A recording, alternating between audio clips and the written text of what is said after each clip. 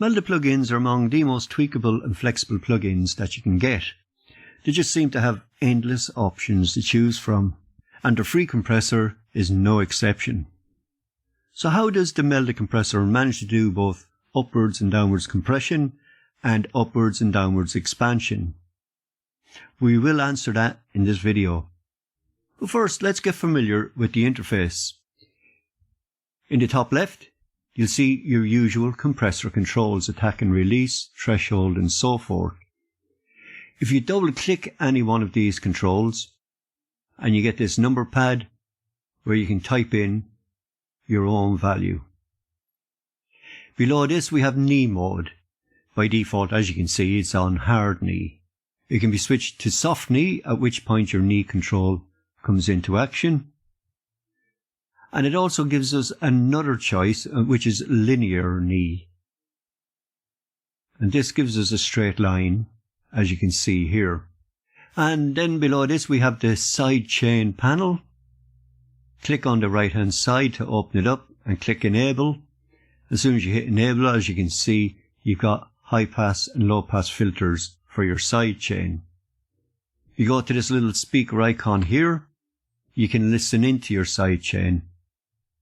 And by clicking on side chain input, this gives you access to the side chain from another track. Now on the right hand side we have our meter panel. So we have an input meter, an output meter, and of course a gain reduction meter. Then we have this meter called side. But what side does is it tracks the volume of the external sidechain input if you happen to have one set up. This whole panel can be hidden or folded away just by clicking down here. Tidies up the interface quite nicely. And of course you just go to meters and utilities and this brings it back. Let's hide it for the moment. And when you click on this panel here, it opens up what Melda call a toolbar. Now this toolbar in one form or another is available on all of their plugins. Now I'm not going to cover everything here, but let's cover what I think are the most important parts for you. We're going to start with the top button, left plus right. Just quite simply means that by default the plugin is working in stereo, left plus right. But it can also be set to process just a left channel, right channel, mid, side or mid plus side. Now what I really want to point out to you is what is down here at the bottom. The plugin can also do surround sound of up to 8 channels. Not just that, it can also do ambisonics of up to 64 channels. Both of these are there as standard on pretty much all of Melda's plugins. Now with other plugin companies, this sort of capability would possibly be a pay for add-on, or you would have to buy a separate plugin with this capability. Below that we have an automatic gain compensation button. And next up we have a limiter. This is a brick wall limiter and it just prevents overs above 0 dB. And finally we have the diff button. This is actually a delta solo button. In other words, it solos the parts of the signal being affected by the plugin. So it can be very handy in helping you to set up the plugin at first. Let's hide that for the moment. And finally we come to this. This is what Melda call an envelope graph. And as you can see is interactive. So this moving line on the left just represents the volume of the incoming audio. Also from here you can adjust your threshold. You can use your mouse wheel to zoom in and out, like so. And the zoom actually centers on the position of your mouse. So it can be quite handy to make really fine adjustments. Now things get quite interesting when we engage custom shape. Now your graph looks like this.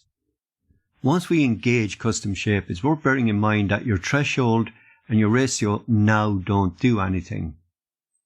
Also, your knee control doesn't do anything either. All of the other controls work as you would expect them to. But now in the graph, you can use this handle to set up your threshold. You can use the handle on the right hand side for your ratio. These dots in the middle, Left click, hold and drag can be used to create curves, as you can see. Double left click will reset it. But there's more. You can also add extra handles. Double left click, and you can add as many as you like. Double left click, and now you can make all sorts of crazy shapes. You can basically make any shape imaginable with this. Double left click, another one. You can also delete a handle, just double click it again. If we left click, hold and drag, you can multi-select. This thing is just crazy. Okay, upwards and downwards, expansion and compression. Let's see how this works then. We're going to start with expansion. Now both upwards and downwards expansion increases your dynamic range. So let's start with upward expansion. Now with upward expansion, audio above the threshold gets turned up even further. Okay, let's have a listen to the audio that we're going to use. It is a recording of overheads. Now, I'm going to bring down the threshold so that it's only the snares going above the threshold. Snares only. Engage custom shape. Double click new handle. And we turn it up. Giving us upwards expansion. We can smooth this a bit by creating a curve. Gentle curve. And this of course increases our dynamic range. So, downward expansion. The way downward expansion works is anything below the threshold gets turned down even further, again increasing your dynamic range. Let's have a listen. We're using just a snare on its own this time. First of all, make sure that it's only the snare going above the threshold yet again.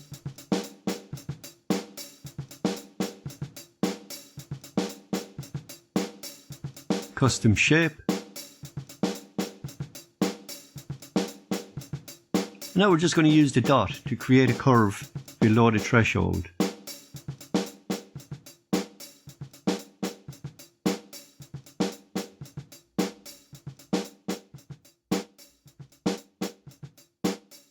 So it decreases the gain below the threshold, again increasing our dynamic range.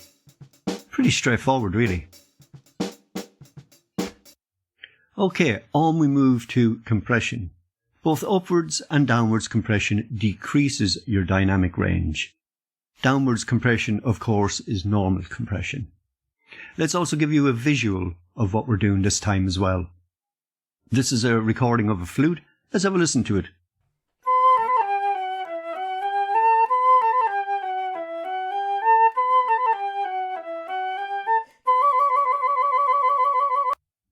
As you can hear, we got some very quiet bits, and as you can also see. So of course, these very quiet bits are going to get lost in any given mix. So a compressor, or downward compressor, is the ideal tool for the job. We want to set up our compression so that it's just the louder bits that are going above the threshold, quieter bits aren't being touched by it. Let's go for that.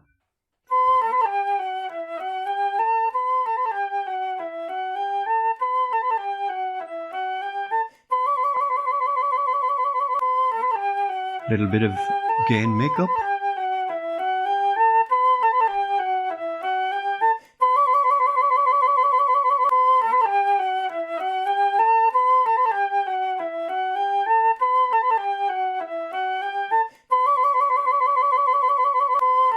So generally speaking, that may be just enough to get the job done.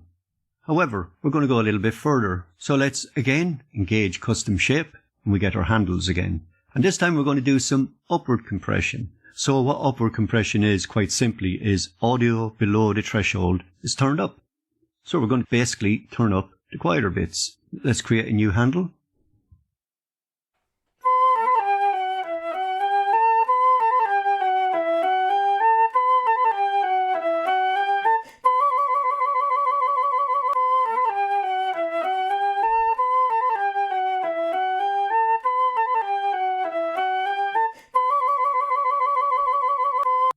So using both upwards and downwards compression at the same time has given us quite a result.